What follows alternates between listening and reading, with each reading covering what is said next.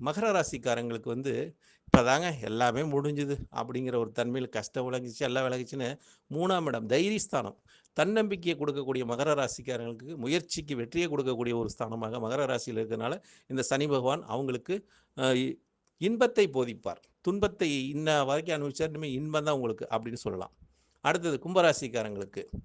இப்ப தானே நமக்கு வந்து ஜென்மச்சனியிலேருந்து விலகி இருக்கிறோம் அப்படிங்கிற ஒரு தன்மை, இப்போ ஜாதகர் எந்திரிச்சு நிப்பார். கும்பராசிக்காரங்களே எந்திரிச்சு நிக்கக்கூடிய ஒரு தன்மையும், ஆற்றல் பெக்கக்கூடிய ஒரு தன்மை உண்டு. ஆனா குடும்பத்தினால ஒரு பிரச்சனைகள் வரக்கூடிய தன்மை, குடும்பத்தார் உற்றார் உறவினர்கிட்ட அனுசரிச்சு போங்க. குடும்ப உறவினர்களை மிக மிக ஒரு அவங்களோட சொற்களை கேட்டு அவங்களுக்கு விட்டு குடுத்து போங்க. அவங்களால பிரச்சனை வரக்கூடிய காலகட்டமா இருக்கனால, பிரச்சனைய அவங்ககிட்டருந்து எப்படி தப்பிக்கணுங்கிற ஒரு நிலைப்பாடு, நீங்க வந்து ஒரு தனஸ்தானத்தை கையாள்வதில தான் இருக்குது என்ற ஒரு கருத்தை முன்வைக்கிறேன். இப்ப இருக்கிறதுலயே மீனராசிக்காரங்களுக்கு தாங்க டேஞ்சர். ஏன்னா 6 கிரக சேர்க்கை வேற, எல்லா கிரகம் அங்க வந்து இருக்குது.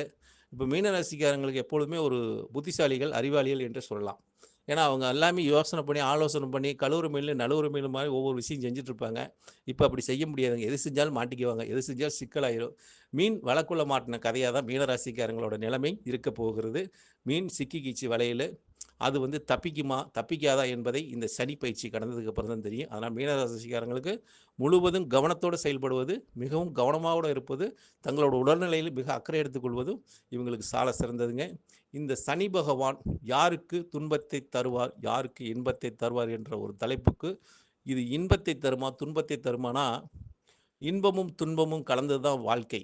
இது 2ஐ யாரெல்லாம் ஆ உணர்ந்து செயல்படுகிறார்களோ, இத புரிந்து செயல்படுகிறாரோ, அவங்கள் வாழ்க்கை என்றைக்குமே சமநிலையை நோக்கி இருக்கும் என்ற ஒரு நிலைப்பாடு. உலகம் சமநிலை பெற வேண்டும் அப்படிங்கிற ஒரு தன்மையினால, சனி பகவான் சமநிலையை நோக்கி பயணிக்கக்கூடிய ஒரு கிரகம். அதனால நம்மளும் இந்த இன்பத்தையும், துன்பத்தையும் கலந்து இத ஒரு நிலைப்படி வாழ்வது இந்த காலகட்டத்தில் அனைவருக்குமே சிறப்பை தரும் என்ற ஒரு கருத்தை முன்வைக்கிறேன். நன்றி, வணக்கம். வாழ்க வளமுடன். பரமத்தி வேலூர்லேருந்து சந்திரன். இதில ஏதாச்சும் உங்களுக்கு சந்தேகம், இதில ஏதாச்சும் ஒரு கேள்வி, உங்களுக்கு உங்க நட்சத்திர ரீதியாவும் சரி, உங்க ராசி ரீதியாகவும் எந்த ஒரு கருத்து இருந்தாலும் தாராளமா பதிவிடுங்கள். அதுக்குண்டான ஒரு கருத்தை பதிவிடுகிறேன். வாழ்க வளமுடன். பரமத்தி வேலூர் சந்திரன்.